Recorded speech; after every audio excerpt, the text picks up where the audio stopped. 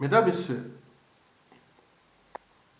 peuple gabonais, peuple congolais, peuple camerounais, peuple guinéen équatorien,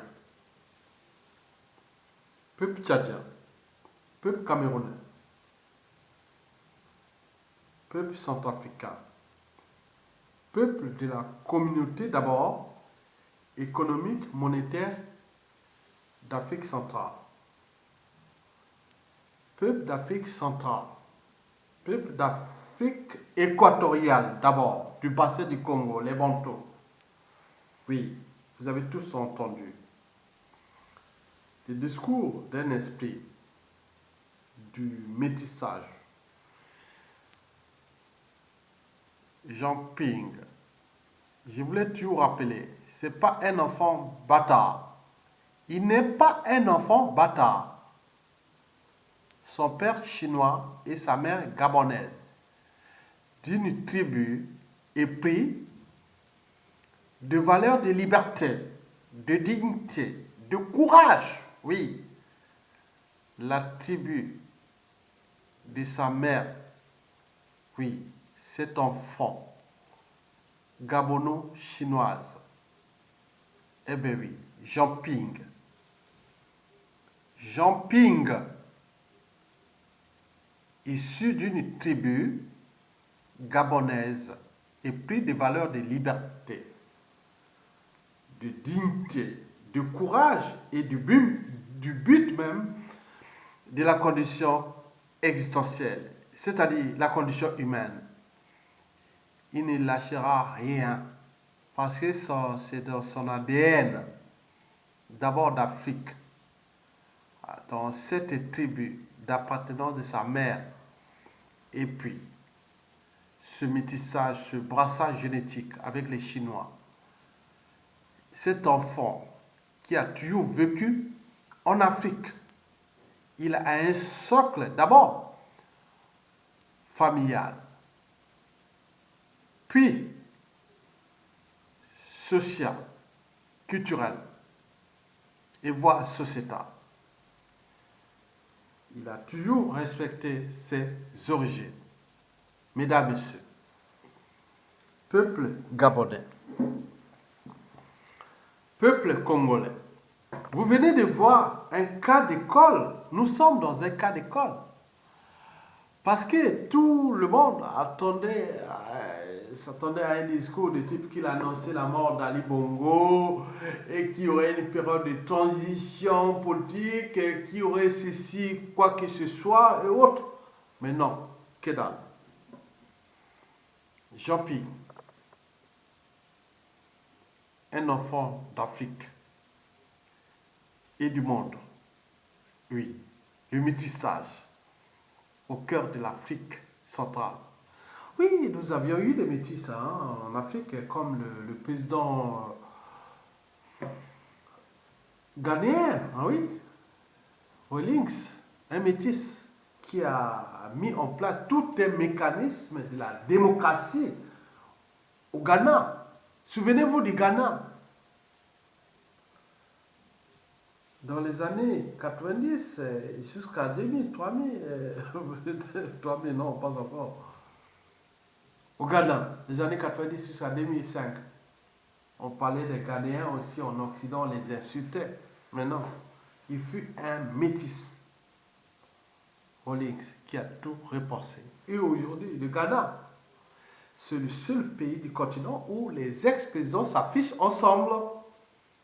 C'est le modèle.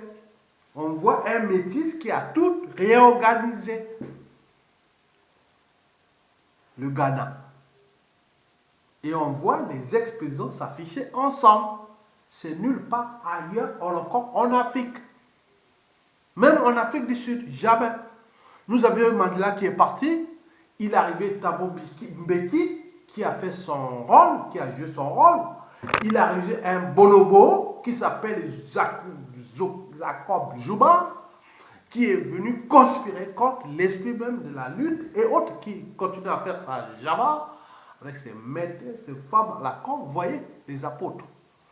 Donc, nous avions encore besoin de ces gens-là. Jean-Ping, il a tout dit. Il a tout écrit dans son message. Un message politique. Mesdames, Messieurs, le titre de cette vidéo est déjà annoncé. Ali Bongo mort. Jean-Ping, président gabonais. Et oui, on parle de la jurisprudence à cette échelle du bassin du Congo. Mesdames, Messieurs, donc, cela ne fait plus aucun doute. Tous les services, moi, quelque part,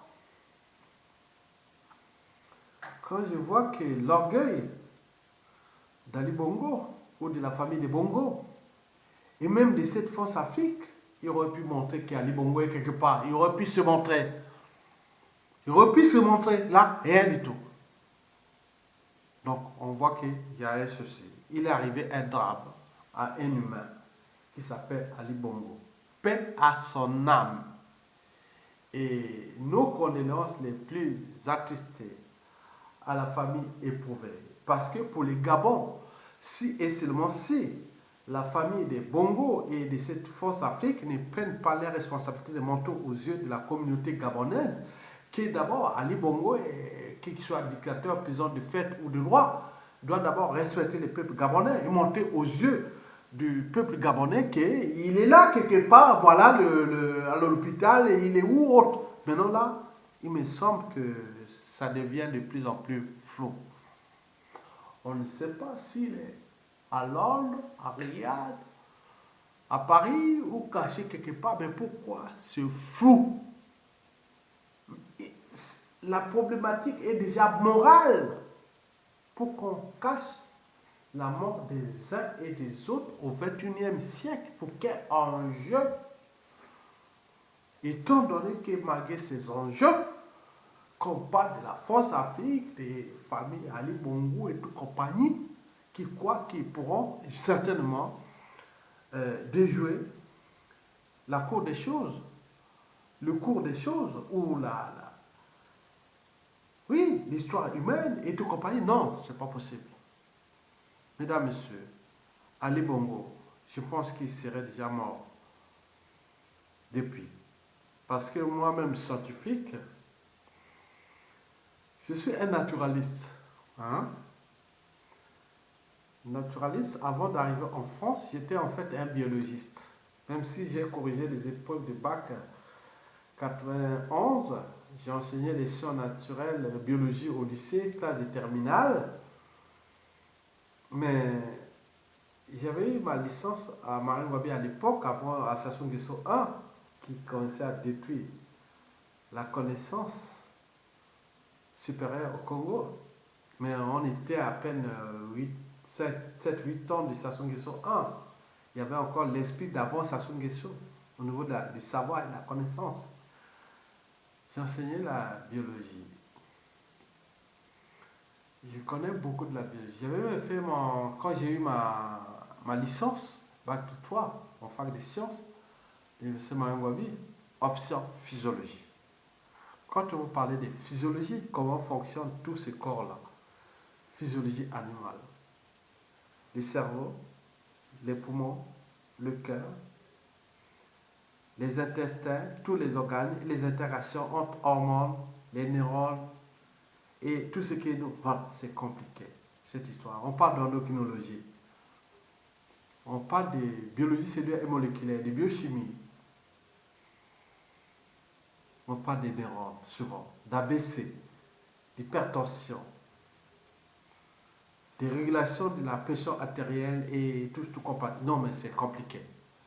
Quand vous rentrez dans ce centre du corps humain, les filaments petits jusqu'à les filaments grands, c'est-à-dire au niveau partant des cellules, en passant par les tissus, les organes, le corps humain et tous ces mécanismes, on dit non, quand il y a ce choc-là, au niveau du bilan qu'on a pu avoir, je dis non, non, ça ne peut pas résister. Moi-même, parfois, je fais peur. Et demain, il m'arrive quelque chose, je dis non, mais s'il m'arrive quelque chose, je dis non, laissez tomber. Justement, je ne peux pas supporter parce qu'il y a beaucoup de choses.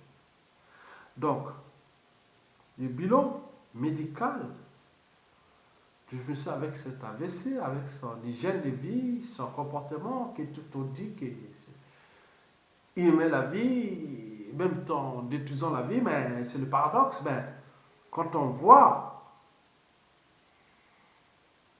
le physique même du personnage, et tenant compte que quelque part aussi, son histoire, ses origines, c'est compliqué. Donc, c'est quelqu'un qui n'avait pas de repère ni moral et encore moins de normes sociétales. Parce que sinon, il y a eu quelque chose qui s'est passé. C'est comme tous les enfants d'éducateurs. Ils ont compris que l'Afrique, c'est à eux, il faut ce qu'ils veulent et autres. Alors que le monde a changé et va changer tout au long de ce 21e siècle. Donc, il y aura bien des impacts, d'abord à l'échelle de nous-mêmes en Afrique et périphérie, parce que ceux qui sont venus conspirer contre l'Afrique, qui ont fait leur jeu, qui ont fait, mais demain, les services de ces pays, avec tous les moyens de mélange et autres, il y aura bien sûr des impacts. Quelqu'un qui peut se réfugier en Bretagne, qui a détruit des vies au Congo, qui a conspiré contre le peuple congolais avec ses enfants, petits-enfants, il ne peut pas se retrouver quelque part que j'ai été ex-ministre de point, que j'ai foutu le bazar là-bas, tuer les gens, conspirer contre ce peuple et tuer les gens et se retrouver quelque part tranquille, comme laisser Koulibaly aller attaquer et autres. Non, il y aura bien beaucoup de choses qui vont se passer tout au long de ce 21e siècle. Donc nous sommes du côté de l'intérêt général, du vivre ensemble, des problématiques des libertés, de la dignité, du courage et du but même de la condition humaine et voire existentielle. C'est que, d'ailleurs, ce métis vient de le prouver. On croyait qu'il allait dire non, mais peut-être que je laisse faire, mais je ne veux pas être président. Je vais peut-être, il y aura une période de transition où il y aura. Non, il s'est affirmé que j'ai été élu président du Gabon le 27 août 2016. Donc il attend prendre ses fonctions. Ce qu'on appelle l'esprit du courage. Donc il a fait un discours politique. Pour certains, je dirais nationaliste. Qu'est-ce que ça peut faire? Quand on voit les nationalismes ou l'extrême droite en Occident, en Europe, on se dit bravo, nous attendons nos nationalistes en Afrique. L'Afrique attend aussi ses nationalistes. Si les Européens peuvent dire oui, l'extrême droite en France, en Occident, oh, tant mieux, bravo. L'extrême droite des peuples, l'Afrique attend ses esprits aussi. En tenant compte que nous sommes mélangés. Parce que la problématique du nationalisme ou de l'extrémisme et autres ne sera plus raciale. C'est en termes seulement des problématiques sociales et sociétales. Mesdames et messieurs, donc si vous réfléchissez en termes encore de tribus, de races et autres, vous avez tout perdu. Donc, l'Occident aujourd'hui, européen, peut se défendre de l'extrême droite, mais laisser aussi l'Afrique, quelque part, défendre aussi ses nationalistes et son extrémisme de droite et tout ce qu'on peut dire. Mais en réalité, on reviendra toujours au même. Parce que, du parents au même, oui, parce qu'ils auront toujours ces esprits africains ou européens ou occidentaux, asiatiques qui seront toujours là pour défendre d'abord leur propre écosystème en intégrant les dimensions déjà des mélanges, des métissages et tout ce qui est là parce que quelque part, nous sommes définis dans un cadre qui est d'abord notre planète Terre parce que nous n'avions nulle part où aller. Nous sommes contenus, donc nous allons nous mélanger. Mais les rapports de force et tous ces enjeux ne vont plus dépendre des problématiques des tribus, des dîners, des radons. C'est des problématiques encore majeures qui tiennent compte des problématiques sociales, économiques et n'oublions pas existentielles en tenant compte des problématiques écologiques, c'est-à-dire l'existence universelle. Mesdames, Messieurs, le discours que le monsieur, le Métis, a dit, oui, il s'est affirmé président du Gabon. Donc c'est à la France et à ses alliés de prendre les responsabilités. Ali Bongo est mort.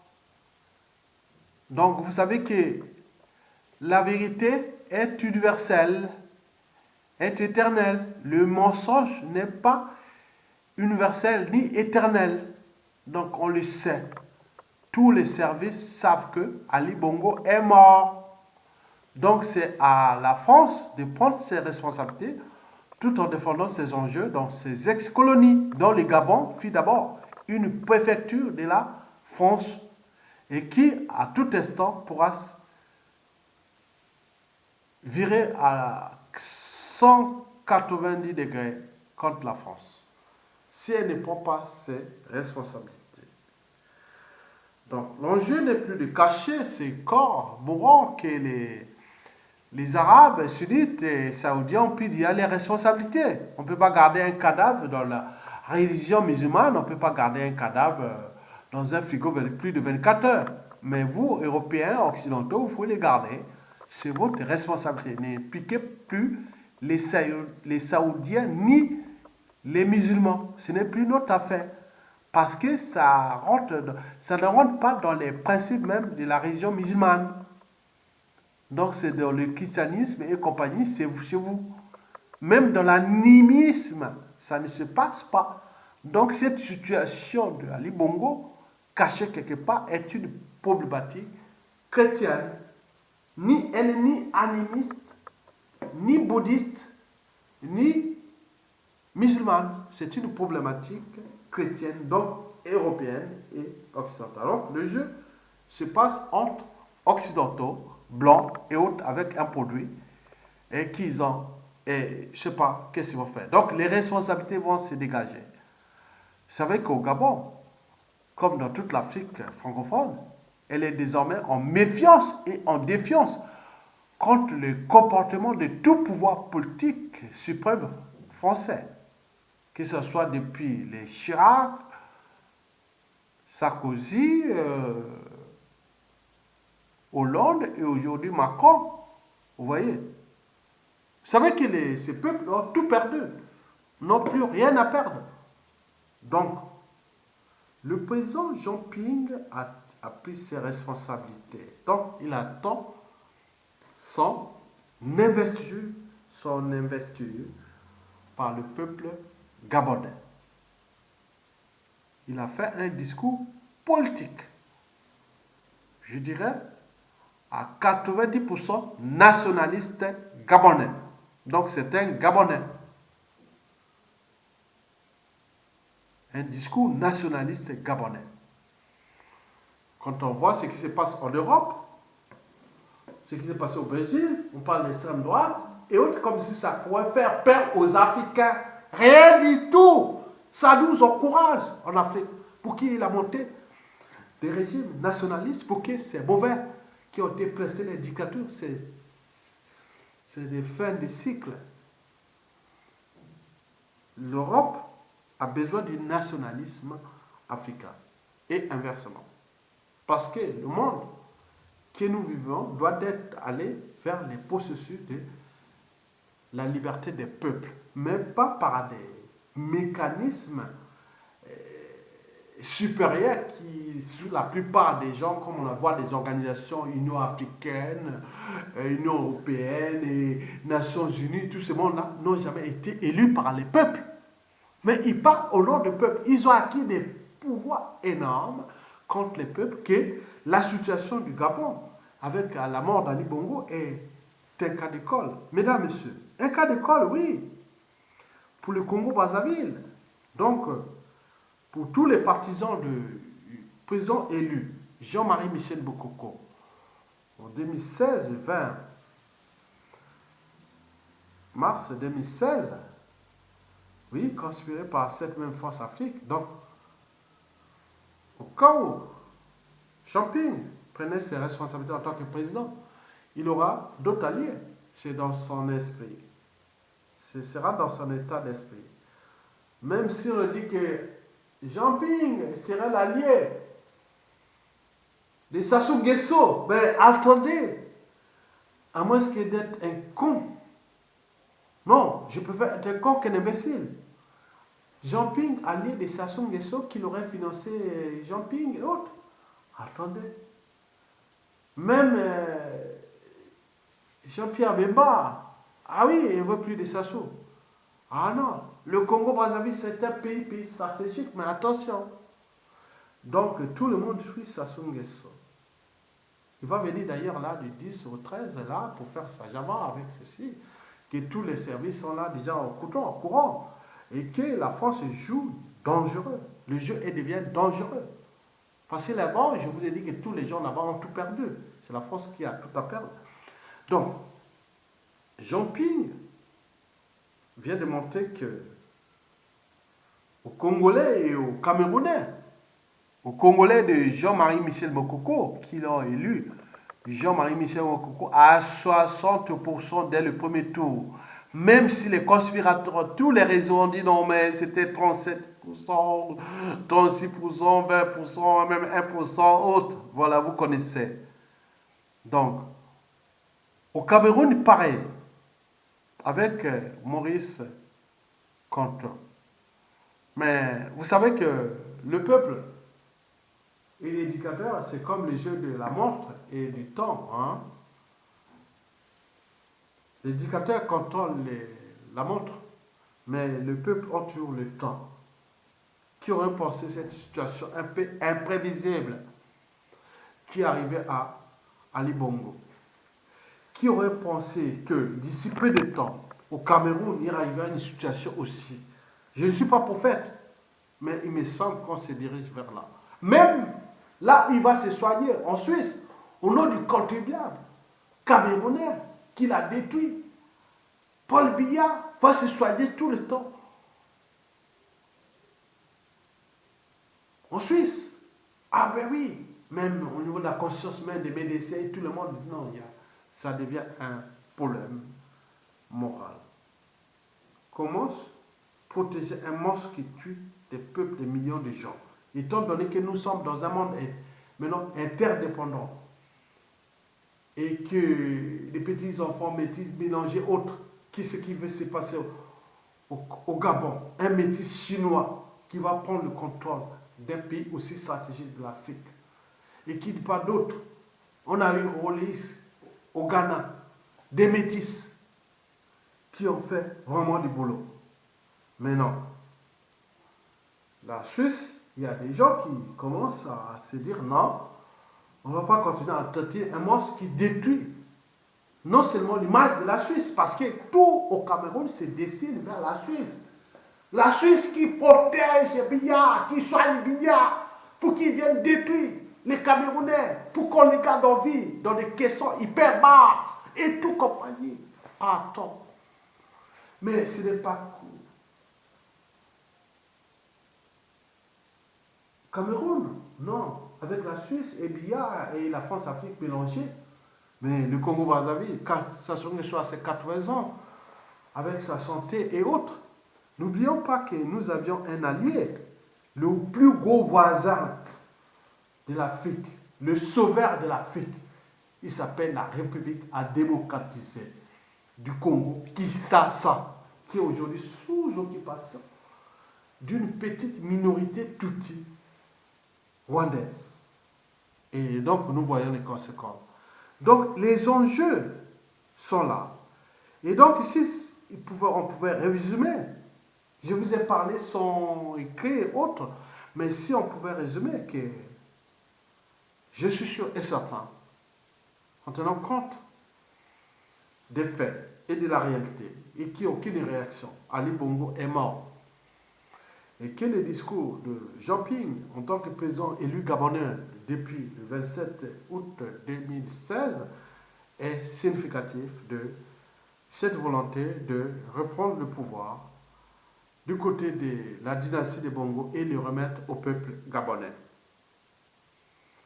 Prendre le pouvoir du côté de la dynastie des Bongo et le remettre au peuple gabonais.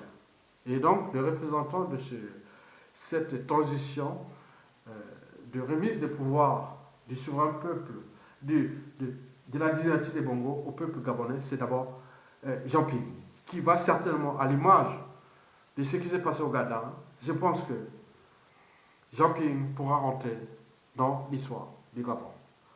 Au même titre que ce qui s'est passé au Ghana. Les métis, attention, quand les métis sont bons, ils apportent l'idée même de la société et de la civilisation et des nouvelles synthèses sociétales et civilisationnelles. On a vu par exemple les cas chez nous, déjà en Afrique, avec le président ghanéen. Quand tu vois, il a regroupé tous les gens. S'il n'y avait pas lui, il n'aurait même pas. Vous avez vu là, aux États-Unis, on a fait tous les présidents des États-Unis et ils sont ensemble et ils se regroupent. Même en France, on a fait. Mais pourquoi pas nous en Afrique francophone? Ça sera une première fois. Dès l'arrivée des Jean Ping. Et après, vous allez voir d'ici 2030, 40, 50, vous allez voir que les Gabon seraient transformés. Et n'oublions pas que la France aurait gagné parce que elle va tout perdre si elle ne se rend pas compte qu'elle est maintenant dans la NAS, dans un monde interdépendant, où il y a des gros requins partout. Les relations diplomatiques, économiques et autres cassent quelque part. Les relations familiales, amoureuses, des résistances et beaucoup de choses. Donc c'est que Jean Ping vient de parler, c'est un discours politique. Par conséquent, je n'ai aucune intervention, je n'ai aucune ingérence sur son discours. C'est un président élu, au même titre que le président Jean-Marie Michel Mokoko, qui a été élu, qui est aujourd'hui sous les ordres du dictateur Sassou Nguesso, et qui aujourd'hui court des risques des mécanismes qui pourront arriver au Congo que personne ne peut contrôler parce que tant que Mokoko est encore en vie, on peut encore sauver quelque chose. Au moment qu'on entend qu'il arrive quelque chose dans Mokoko, peuple congolais, peuple français, sachez qu'il y aura des drames au Congo. Il y aura des drames au Congo. Brazzaville, l'ancienne capitale de la France libre. À cause de qui? Macron et Hollande, qui ont conspiré contre la volonté du peuple congolais et qui lui prend des vacances et autres pour un jeune qui aurait plus d'énergie à faire. Non, non, il n'a pas su. S'il ne prend pas ses responsabilités, la France aurait perdu beaucoup de choses au Congo, puisque le Congo, Brazzaville, un petit pays, mais a un gros voisin au Congo. Et que les résistants de ces pays, il y a des choses qui se passent dans l'ombre, que personne ne va parler, ni aux Français, ni aux Américains, ni autres. C'est une situation qui va arriver dans l'espace et le temps, en tenant compte des interactions là. N'oublions pas le Cameroun avec Maurice Kamto, qui a pris ses responsabilités, qui aurait pu penser déjà à l'équilibre du Gabon.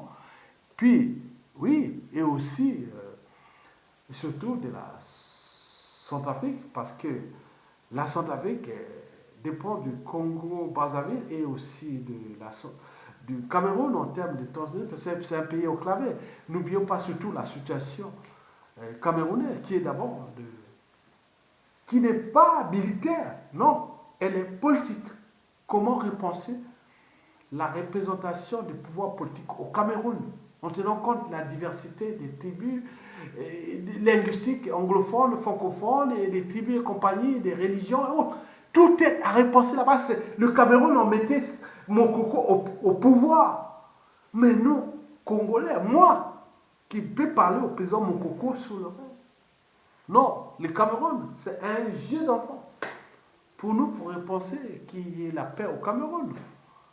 Donc nous sommes dans le bassin du Congo. Monsieur Ping, vous avez prononcé un discours intéressant, mais il a manqué un peu de contenu, mais c'était un peu vague. Mais je pense qu'il y a des choses que vous êtes préservées, mais c'était d'abord pour vous afficher. Mais le discours a été un peu creux. Hein? Donc on voulait voir des points de vue d'abord national, mais aussi géopolitique sous-régional et autres. Mais bien sûr qu'il arrivera peut-être d'autres occasions que vous intégrez ces dimensions géopolitiques et géostratégiques. Mais bien sûr que vous connaissez plein de choses, mais nous avons aussi, nous connaissons beaucoup de choses aussi. Et donc, pour nous, ce discours-là montre que Ali Bongo est mort. Pour nous, c'est... Donc, vous avez pris votre responsabilité. Donc, et de résumer qu'il n'y aura pas de période de transition. Donc, au cas où on annonce la mort de Ali Bongo, officiellement, vous allez prendre des fonctions pour un mandat, je ne sais pas, avec la Constitution et compagnie. Mais retenez bien que, quoi qu'il arrive, vous avez deux alliés. Le Congo-Brazzaville avec Jean-Marie Michel Mokoko, dont j'ai fait partie des représentants, et aussi au Cameroun avec les réseaux de Maurice Kanto. La Centrafrique, je pense qu'elle est en situation un peu difficile, étant donné que les pions de ce déclassement de la zone CEMAC sont là, dont Sassou Nguesso, Obiangema, Paul Biya et Idriss Déby.